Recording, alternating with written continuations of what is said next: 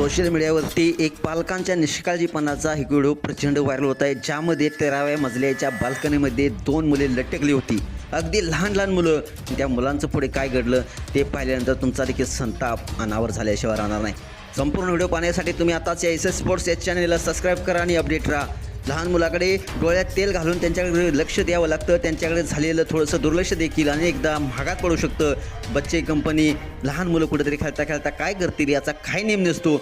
त्यामुळे तुमच्या घरी जर एखादं लहान मुलं असल्यास ही बातमी किंवा हा व्हिडिओ पाहणं खूप गरजेचं आहे. कारण हल्ली धावपळीचं आयुष्य जगताना आपल्या मुलाकडे दुर्लक्ष होताना आपल्याला पाहायला मिळते. अनेक अनुचित प्रकार घडताना आपल्याला पाहायला मिळते. अशीच एक हृदयद्रावक घटना सध्या समोर आलेली आहे. यावेळी खेळता खेळता 2 मुले गॅलरीच्या बाहेर आले आणि 13व्या मजल्याच्या बाल्कनीला लटाकले.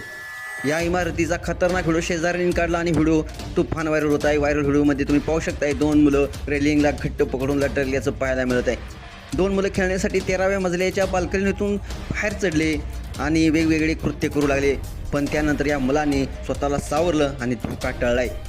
दरम्यान आईवडिलांनी त्यांच्या मुलावर नजर ठेवायला पाहिजे होती आणि त्यांच्या सुरक्षिततेबाबत सतर्क राहायला पाहिजे होतं.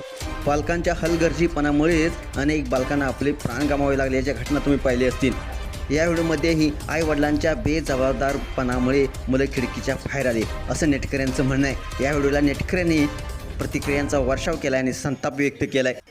या व्हिडिओला भयानक असं कॅप्शन देण्यात आलेलं आहे. तरी नेटकरी वेगवेगळ्या प्रतिक्रिया व्यक्त करताना म्हणत आहेत, हे भयानक आहे, मुलांना असं एकटं सोडायला नको. तर दुसरा दिवस म्हणतो, बापरे यांचे पालक खोटे आहेत. तर तिसरा दिवस म्हणतो, मुलांचं पुढं काय झालं.